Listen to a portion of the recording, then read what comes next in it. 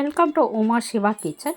இப்போ நாம் பார்க்க போகிறது ருசியான அசத்தலான அருமையான எக்கு தொக்கு தாங்க. முட்டை தொக்கு தான் பண்ண போகிறோம். இது இட்லி, தோசை, பூரி, சப்பாத்தி எல்லாத்துக்குமே நம்ம யூஸ் பண்ணிக்கலாம் சைட் டிஷ்ஷாக. ஸோ இப்போ வந்துட்டு ஒரு பேனில் வந்துட்டு எண்ணெய் ஊற்றிக்கோங்க, கடுகு போட்டுக்கோங்க, கடுகு உளுத்தம்பருப்பு போட்டுக்கோங்க. நல்லா கடுகு உளுத்தம்பருப்பு பொரிஞ்சதும் வெங்காயம் போட்டுக்கோங்க. வெங்காயம் போட்டு அது கொஞ்சம் ரோஸ்ட் ஆகிட்டே இருக்கட்டும். அதுக்குள்ளே ஒரு மிக்ஸி ஜாரில் ஒரு 4 தக்காளி எடுத்திருக்கேன். ஸோ அது கூட 4 பல் பூண்டு போட்டு நல்லா அரைச்சி வச்சுக்கோங்க. நல்லா மைய அரைச்சிக்கோங்க. அரைச்சிட்டு அந்த வெங்காயம் வந்துட்டு நம்ம பார்க்கலாம் எப்படி நல்லா பொன்னிறமாக வர வரைக்கும் நம்ம வந்து நல்லா வதக்கணும். கொஞ்சம் அது கூட கருவேப்பிலை போட்டு நல்லா வதக்குங்க. நம்மளுக்கு வெங்காயம் எவ்வளோ வதக்குறீங்களோ அவ்வளோ டேஸ்ட்டாக இருக்குங்க. ஸோ நீங்கள் வந்து கண்ணாடி பதம் வர வரைக்கும் வதக்கினா போதும். அது கூட இந்த தக்காளி விழுதை வந்து போட்டுக்கோங்க. இது போட்டுட்டு நல்லா இன்னும் நல்லா வதக்கணும்.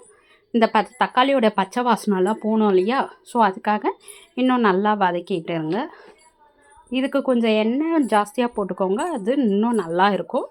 ஸோ உங்களுக்கு எவ்வளோ கிரேவி வேணுமோ அதுக்கேற்ற மாதிரி ஆட் பண்ணிக்கோங்க தக்காளியும் வெங்காயமும். நான் வந்துட்டு இப்போ வந்து 4 தக்காளி 4 வெங்காயம் போட்டிருக்கேன். ஸோ சின்ன சின்ன வெங்காயன்றதுனால 4 போட்டேன். ஸோ உங்கள் வீட்டில் எத்தனை பேர் இருக்காங்களோ அத்தனை பேருக்கு ஏற்ற மாதிரி நீங்கள் ஆட் பண்ணிக்கோங்க. இப்போ வந்து நம்ம மசாலா ஆட் பண்ணலாம்.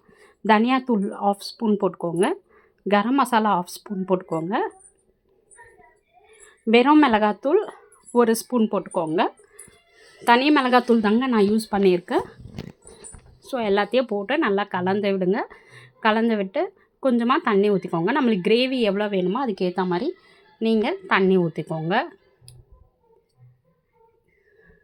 நல்லா தண்ணி ஊற்றிட்டு நம்ம உப்பு போட்டுக்கலாம். எவ்வளோ உப்பு வேணுமோ டேஸ்ட்டுக்கு ஏற்ற மாதிரி உப்பு போட்டுக்கோங்க.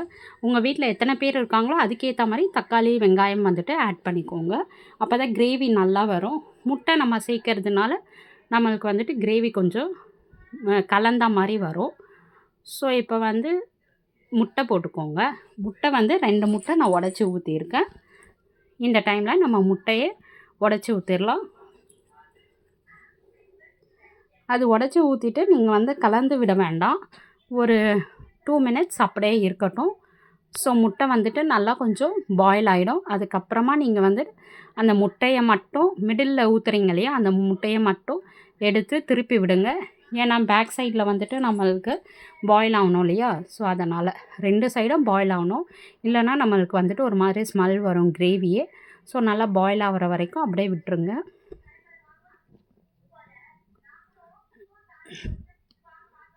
சூப்பராக பாயில் ஆகிட்டுருக்கு. நம்மளுடைய அருமையான கிரேவி ரெடி ஆகிட்டே இருக்குங்க. ஸோ இப்போ நல்லா கலந்து கொடுத்துட்டு இது கொஞ்சம் பாயில் ஆனவுடனே நம்ம கொத்தமல்லி இருந்தால் கொத்தமல்லி போட்டு இந்த அளவு போதும்னாக்கா, இந்த கிரேவி கன்சிஸ்டன்சி இது போதும்னாக்கா நம்ம இப்போவே ஆஃப் பண்ணிக்கலாம். இந்த வீடியோ பிடிச்சிருந்ததுன்னா சப்ஸ்கிரைப் பண்ணிக்கோங்க, லைக் பண்ணிக்கோங்க.